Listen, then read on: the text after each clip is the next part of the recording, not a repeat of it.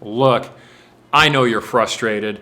Whenever you ask a legal question online to an attorney forum or a legal question and answer forum, the typical answers you get are, yeah, that sounds like a problem. You need to go see an attorney, or it depends.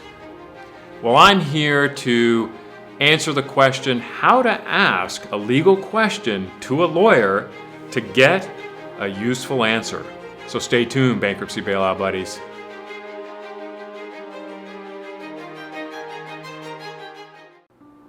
Welcome to Bankruptcy Bailout, because debt ruins lives, not bankruptcy. My name is Matt Berkus and I'm a lawyer, and today we're talking about lawyering and lawyer issues and not bankruptcy.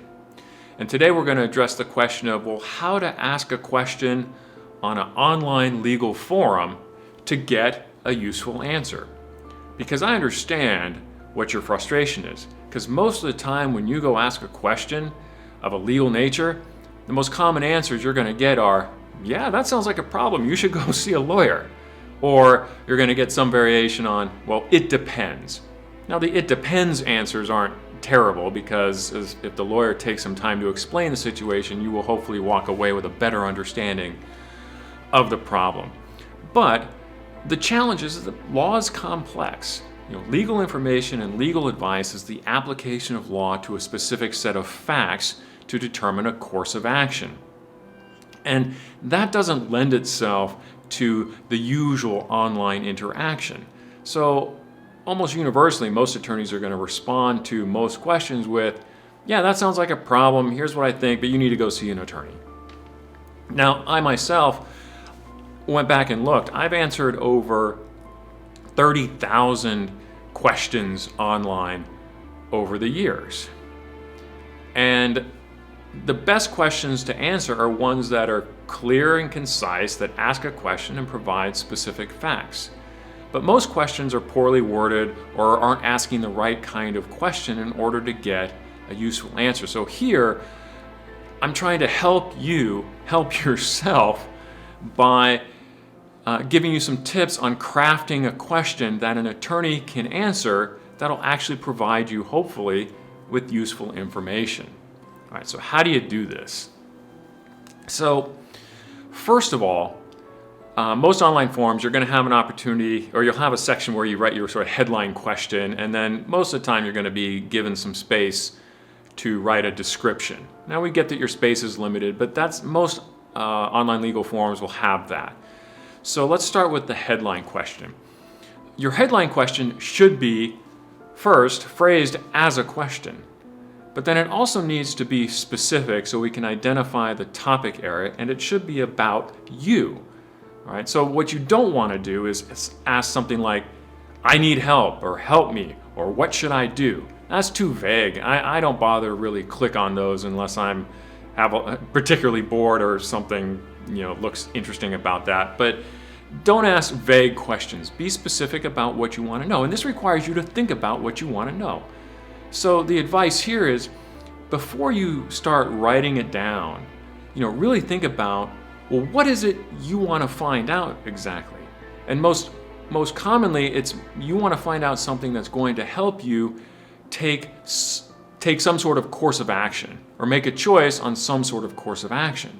So you want to frame the question in that regard. And then your question should include the pronouns I or my. Or you can use you as well if you want to be a bit more second person about it, or more general about it. But it should contain I or my, because the question should be about you. The type of question you never want to ask is a why question, because there's no way to answer that. If you ask, well, why is my spouse seeking, modification of child support? Well, how the heck are we supposed to know? We don't know your spouse. Ask your spouse. Or why did the Supreme Court rule this in X? Well, you could probably write a book on that topic, and it's not relevant, and the answer to any why question isn't going to help you with a course of action. So a question like, I feel like my parents are emotionally abusing me. Can I be emancipated? Well, that's not a bad question. The answer is no, by the way, to that question, but that's not a poorly framed question. So the question should have the pronouns I and my in it, and should basically typically include the interrogatories of how, can, or will. How can I do something, or will I be able to, or can I do this? Those are typically well-framed questions because generally speaking, they will lead to a discussion about what kind of course of action you can take. All right, so I and my, can, how, and will, and be specific about what it is you're asking. How can I file a motion to modify my child support? Okay, well-framed question, but difficult to answer, and because we'll just direct you to the rules of civil procedure for your court and say this is, go talk to the law clerk or whatever, or the clerk of court, and they can explain to you how to file a motion, or things like that. So how questions are a little bit can be problematic, but you will find out very quickly by the answers that you get. So be specific in the question with the headline. Now, in the description is where things tend to break down on most people's questions. So you want to focus on providing us facts. Because remember what I said earlier. Legal information, legal advice is the application of a law to a specific set of facts. So what we need here is facts and not your conclusions, not your perceptions, not your interpretations. All right, so we want to know the basic questions. Who, what, where, when, and how. Okay, notice I didn't have why in there. Again, we don't really care about the why, all right, because the why is not important and is too long of a discussion for an online forum. But certainly the who, the what, the where, and the when. So when talking about whatever the facts are of the situation, your factual description should be able to answer that. Now, quick word of advice here on the who, don't name names. Okay, because most online forums and question and answer forums, if you name a specific person or company or entity, that's going to flag the question and most likely have it deleted. So, but just you need to provide us some context of who is who in the situation, right? If you want to sue someone, like who are you trying to sue? It's like, can I sue my teacher for giving me a bad grade? I mean, people literally ask that question. The answer is no, you can't. Okay. But at least we know who is who. Like we know you, because you've asked a well form, like, hey, I'm talking about myself, you're talking about a teacher at a school, you got a low grade. So we know who it is. What is the situation? What happened? Where did it happen? And most importantly, for a lot of legal questions is when. If you're trying to describe a situation over a course of time, try to provide us some context for the timeline. So if you say, can I get my student loans forgiven? I graduated from college, can I get my student loans forgiven? Well, it's kind of useful to know, well, when did you graduate from college? Or whatever the situation is. So who, what, where, and when should be in your factual description of whatever it is you're asking about. And I said earlier, you need to avoid conclusions. And conclusions tend to be your interpretation of what actually happened, right?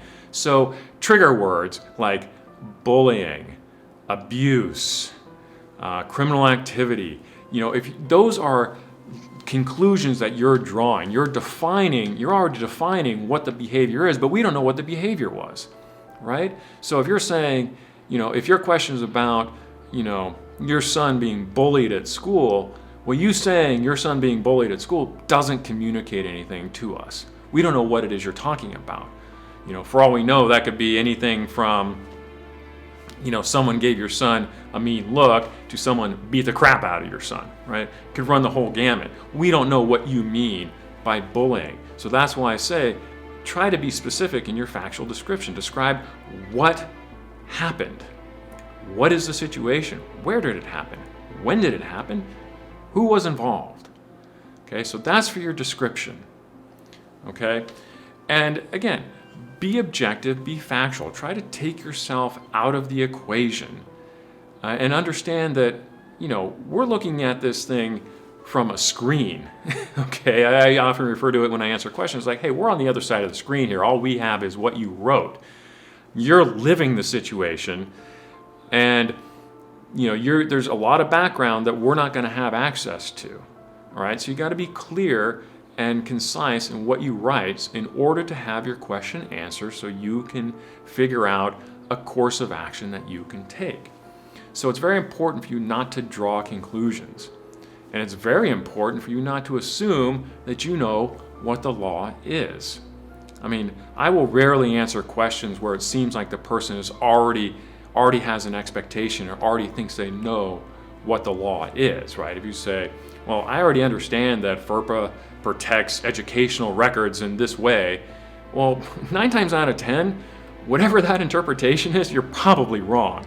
And again, doing this 30,000 plus times over the years, it's very rarely that when someone articulates some sort of understanding of the law, most of the time my answer is going to be explaining to them, how they're wrong about that. And I don't like to do that, but it's there to provide information so they can make an informed decision versus making an uninformed decision about a bad assumption about what the law is.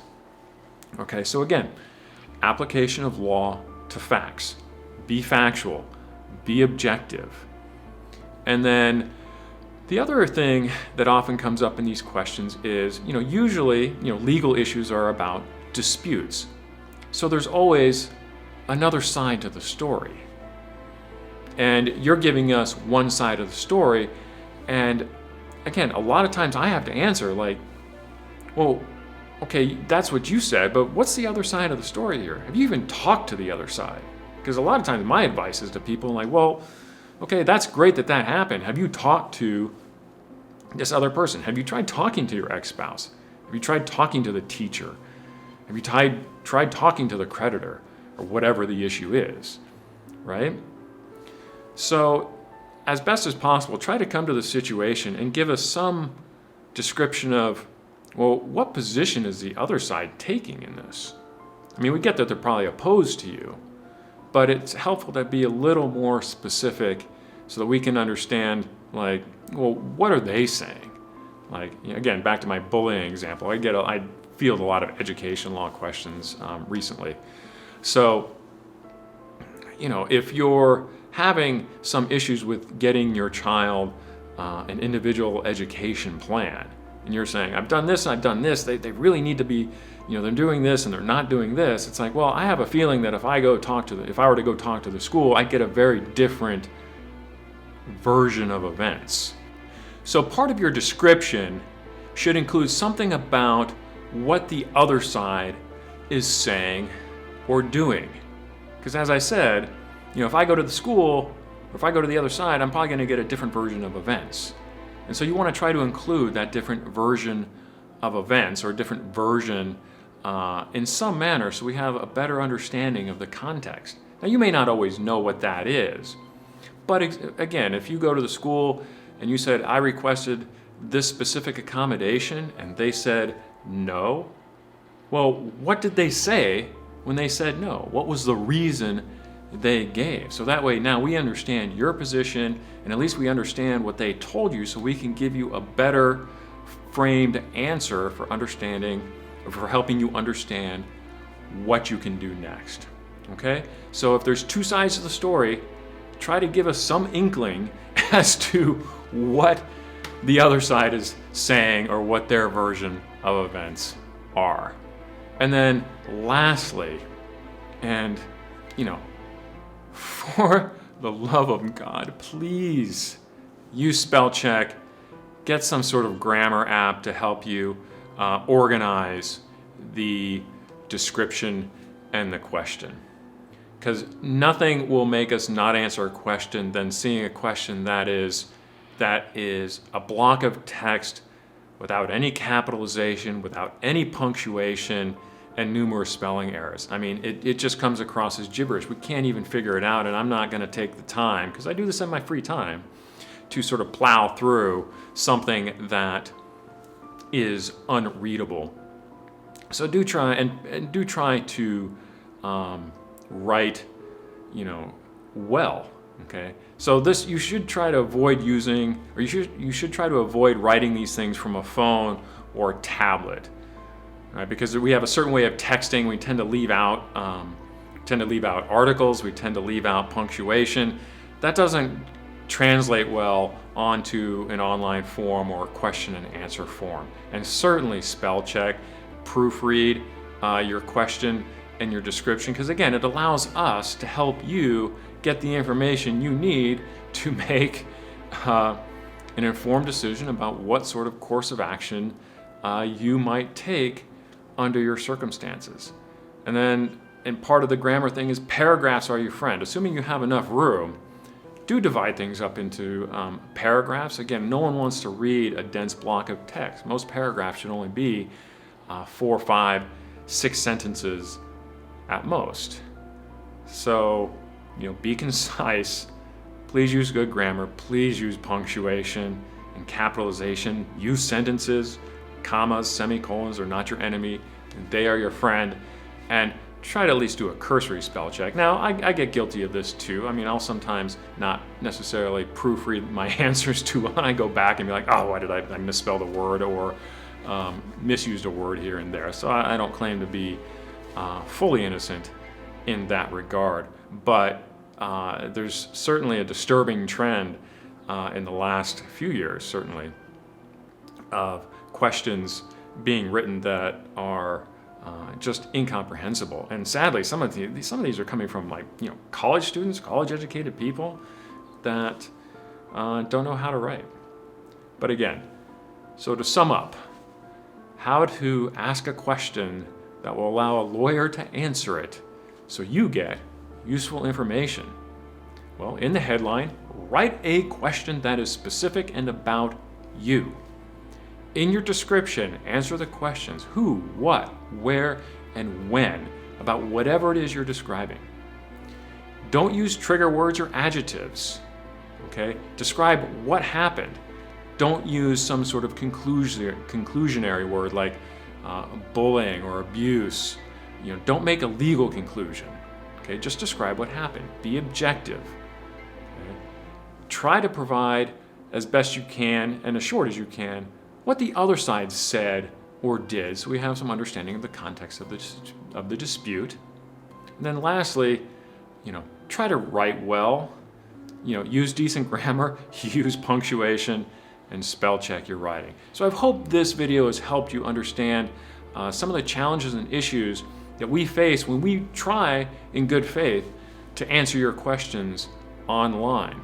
Now, when I answer questions online, I do try to add some value. So I try not to be the lawyer that says, hey, that's a problem, you should go see an attorney. Although most of the times, we sort of have to say that. At least at the end, we say, by the way, you should consult with a local attorney to get a fuller picture of your situation so they can give you more specific advice about your legal problems. But, I don't want to leave it at that. I at least want to try to give you some useful information about whatever it is you're asking, so hopefully you can decide where you go from there.